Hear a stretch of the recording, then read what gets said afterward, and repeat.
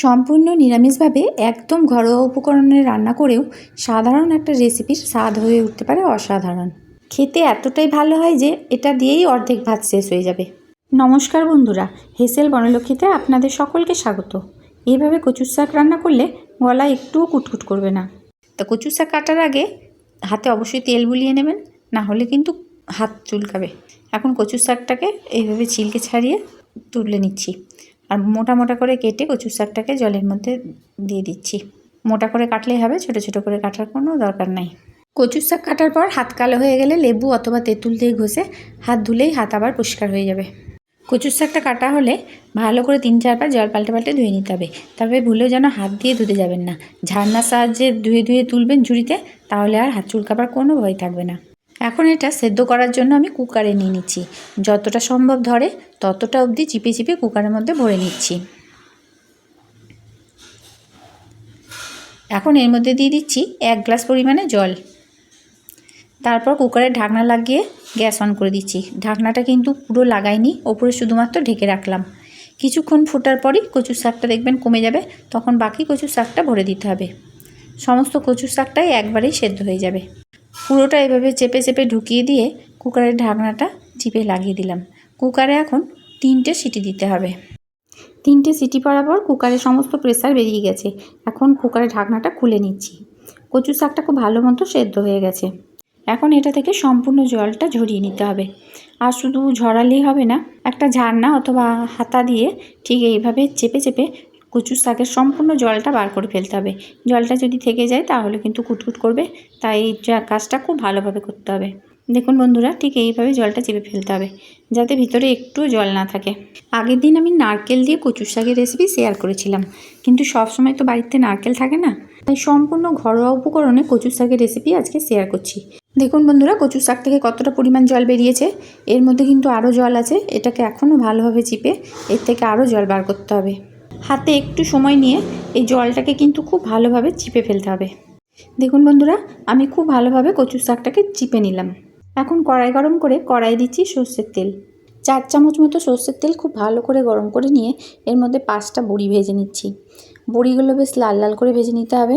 ভালোভাবে নেড়ে চেড়ে বড়ি সব দিকটাই সুন্দরভাবে ভাজা হয়ে গেলে বড়িগুলো তেল থেকে তুলে নিতে হবে।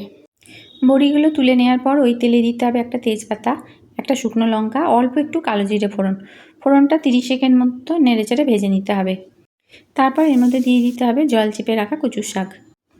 এখন গ্যাসের ফ্লেম হাই করে দিলাম, আর কচুর শাকটা একটু হাতে সময় নিয়ে খুব ভালোভাবে ভেজে নিতে হবে, কারণ এটাতে যদিও জল চিপে নেওয়া হয়েছে তাও এতে প্রচুর পরিমাণে জল থাকে। আর যেহেতু এটা জলা জিনিস, তাই এটা রান্না করতে অনেকটাই সময় লেগে যায়। মোটামুটি 5 থেকে 6 মিনিট ধরে আমি কচুর শাকটাকে ভালো করে ভেজে নিচ্ছি। এখন এর মধ্যে দিচ্ছি অল্প পরিমাণে হলুদ আর পরিমাণ মতো লবণ। এটা পরিমাণ আরও কমে যাবে, তাই লবণের পরিমাণটা বুঝে দিতে হবে। এইভাবে একবার কচুর শাক রান্না করে দেখতে পারেন। যারা কচুর শাক একদম খায় না বা খেতে চায় না, তারাও দেখবেন চেয়ে চেয়ে খাবে। আশা করি আজকের রেসিপিটা আপনাদের সকলের ভালো লাগবে। আর যদি ভালো লেগে থাকে তাহলে প্লিজ লাইক, শেয়ার, কমেন্ট করবেন।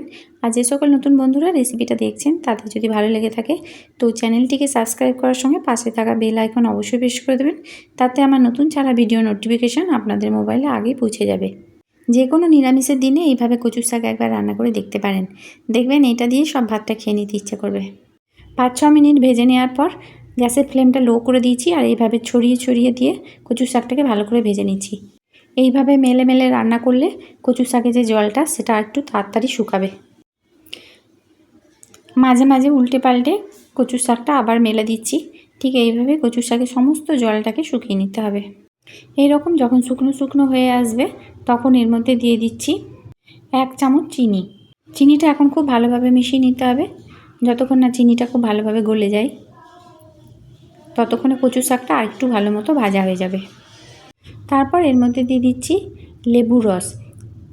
একটা লেবুর 4 ভাগের 1 ভাগ এর মধ্যে দিয়ে দিলাম। যেহেতু লেবুটাতে অনেকটাই রস আছে, আপনারা পরিমাণ অনুযায়ী দেবেন।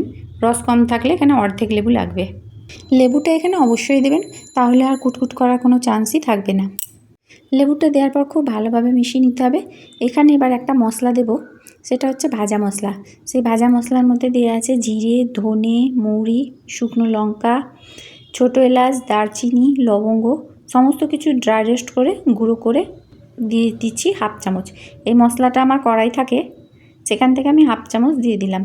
এখন এটাকে খুব ভালোভাবে মিশিয়ে নিতে হবে, যাতে মশলাটা সম্পূর্ণ কচুর শাকের মধ্যে খুব ভালোভাবে মিশে যায়। যেহেতু ভাজা মশলার মধ্যে শুকনো লঙ্কা দেওয়া আছে, তার জন্য ভাজা মশলাটা না যথেষ্ট পরিমাণে ঝাল, তার জন্য এখানে আমি আর কোনো রকম কাঁচা লঙ্কা ইউজ করলাম না। রান্না শেষে যদি এই ভাজা মশলাটা দেওয়া হয় তাহলে কচুর শাকের স্বাদ দ্বিগুণ বেড়ে যায়, তাই ভাজা মশলাটা অবশ্যই স্কিপ করবেন না, এটা অবশ্যই দিয়ে দেবেন, তাহলে খেতে আরও ভালো লাগবে। এখন এটা খুব ভালোভাবে মিশিয়ে নিলাম, আর মেশাতে মেশাতে আর একটু ভাজা হয়ে গেল। রেসিপিটা ঠিক এইরকম ভাজা ভাজা হবে, বোঝাই যাবে হয়ে গেলে, মানে কচু শাক থেকে তেল ছেড়ে আসবে। এখন যে বড়িটা ভেজে রেখেছিলাম সেটাই ভেঙে গুঁড়ো করে এর মধ্যে ছড়িয়ে দিচ্ছি। বড়ি ভাজাটা কচু শাকের সাথে ভালোভাবে মিশিয়ে নিতে হবে। এখন কচু শাক রান্না হয়ে গেল। সমস্ত রেসিপিটি দেখার জন্য হেসেল বনলক্ষ্মীর তরফ থেকে অসংখ্য ধন্যবাদ।